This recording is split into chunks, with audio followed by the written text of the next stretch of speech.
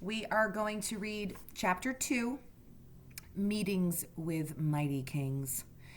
When we left off at the end of chapter 1, Telemachus's ship was setting sail and he was heading to Pylos and to Sparta to speak with King Nestor and King Menelaus at the urging of Athena, whom Telemachus suspects is a god, but because she's disguised as a man named Mentor, he's not entirely sure, but she has imbued him, she's imbued him with courage, and so he's setting off to go meet these men who fought with his dad at Troy in order to get some information so that he can start to make plans back in Ithaca in terms of what to do with the suitors and what to do with the kingdom that he's inherited at this time, because Odysseus is still missing.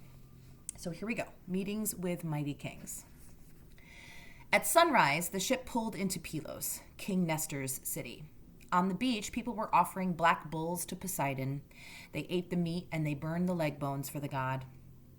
The crew pulled the boat up on shore. They pulled down the sail. Telemachus climbed out last. "This is no time to be shy," Athena urged him. "We braved the seas for news of your father. Go to King Nestor. Ask him what he knows. He is far too wise to lie." The prince was wise too, in his way. "Mentor, how can I speak with him?" he said. "Of course I'm shy, someone my age, addressing the king."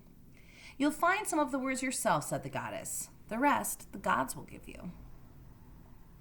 Nestor was sitting among his sons. Pisistratus, a prince about Telemachus's age, came forward. He handed Athena a cup. "Say a prayer to Poseidon, friends," he said. "This is his feast." You should be asking yourself here, why is Poseidon such an important god in this story? And then you should think about the fact that all of these men had to come back from Troy via the Aegean Sea. Poseidon is the god of the sea. And so therefore all of these offerings are being made to Poseidon because he controls this really important part of their world. Athena and Telemachus poured out wine to the god. "Hear me, sea lord who holds the earth," they sang. "Bring luck to Nestor and his family and to all those here. Bring us safely home." Telemachus has also gotten there by sea on a boat. After they had feasted well, old Nestor spoke.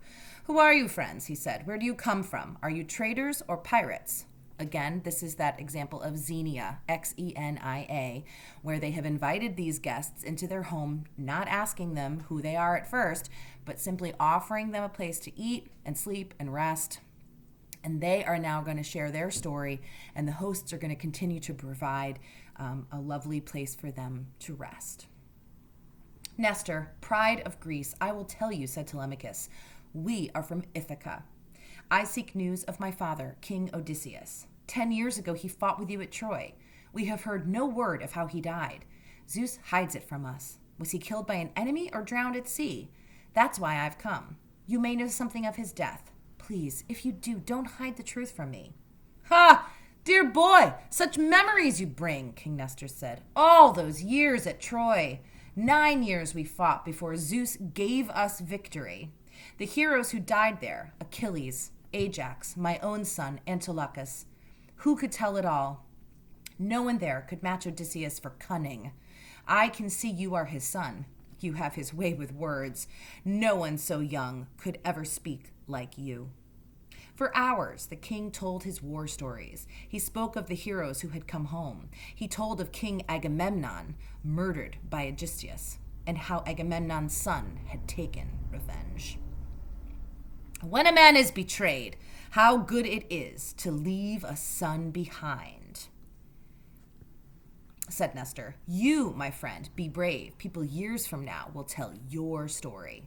So I'm going to pause here. If you want to do a little research and figure out what happened with Agamemnon and Aegisthus and the wife Clytemnestra, et cetera, while Agamemnon was away at war, it's really important. Again, here we're talking about the Greek cultural value of legacy and of sons avenging their fathers when their fathers have been wronged.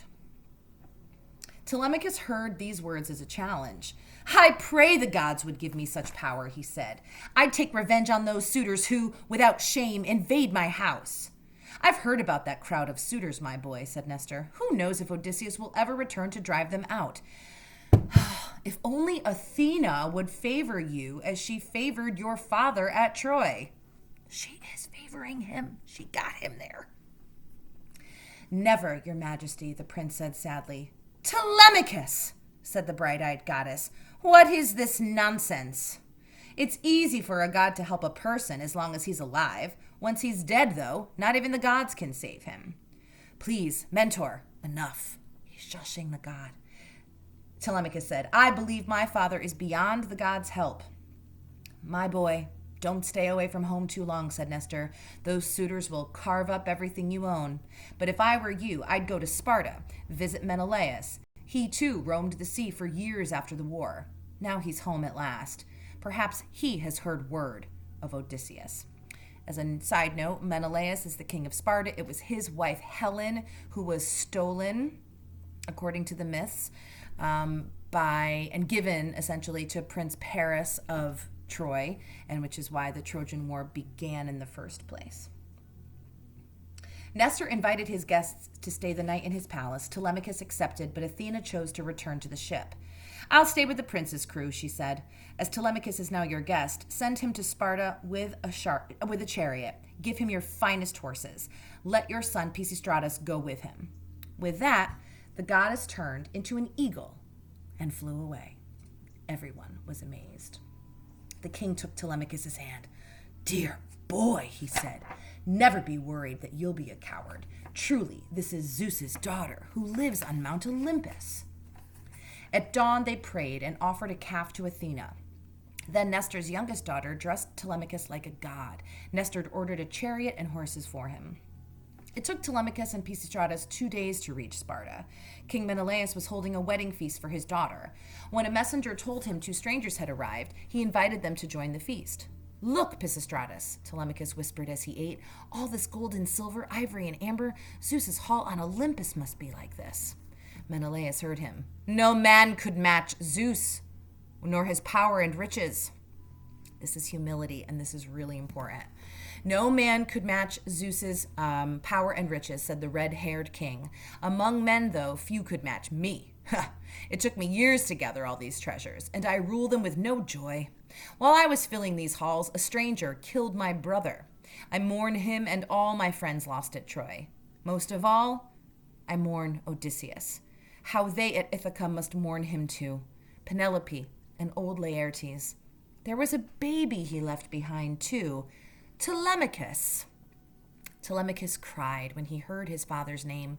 At this moment, Queen Helen, that's Helen of Troy, the one who was stolen and now she's returned, because women were like property. At this moment, Queen Helen entered the hall looking like a goddess. Her women seated her beside her husband. Do we know, Menelaus, who our visitors are? Helen said. Surely this is Odysseus' son. I've never known 2 people who look so much alike. This is the baby he left behind when you all went off to fight against Troy, to bring me back, though I did not deserve it.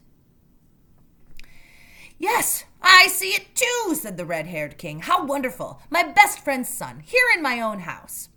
There were greetings, tears, speeches, and tales. Menelaus spoke of his own wanderings after the war. His ship had been wrecked in Egypt. There he had met a strange half-god, the old man of the sea. Menelaus had asked this spirit which of his friends had come home safely. He told me, said Menelaus, that Odysseus was still alive. He himself had seen Odysseus on the island of the nymph Calypso. While the prince feasted in Menelaus' house, the suitors amused themselves with sports in front of Odysseus' palace. They threw the discus and the long spear. Sitting apart from the other suitors were the 2 strongest, Antinous and Eurymachus. The man whose ship Telemachus had borrowed came by. He asked innocently whether the prince had returned from Pylos. This was how the suitors learned of Telemachus' plan. Can you believe it? Antinous raged. He's gone to Nestor for help. Oh, may Zeus kill that boy before he's old enough to give us trouble. Let's get our own ship and crew. We'll wait for him off the coast. He'll end up the same place as his father, at the bottom of the sea. Antinous is a bad guy, FYI. One of Penelope's servants heard them talking. He hurried off to warn the queen. The old nurse, Euryclea, had told her where her son had gone. Penelope had been weeping and praying for his safety ever since. Now she cried out to Athena, "Hear me, daughter of Zeus! If ever Odysseus honored you, help me now. Save my son from these gross, overbearing suitors." While Penelope prayed, Antinous was choosing 20 men. Down they went to the harbor. Penelope lay in her bed, weeping, refusing to eat and drink. At last, Athena sealed her eyes with sleep. Meanwhile, the suitors boarded their ship. They sailed to a small island and hid behind some rocks, and there they waited to kill Telemachus. Stay tuned for chapter 3.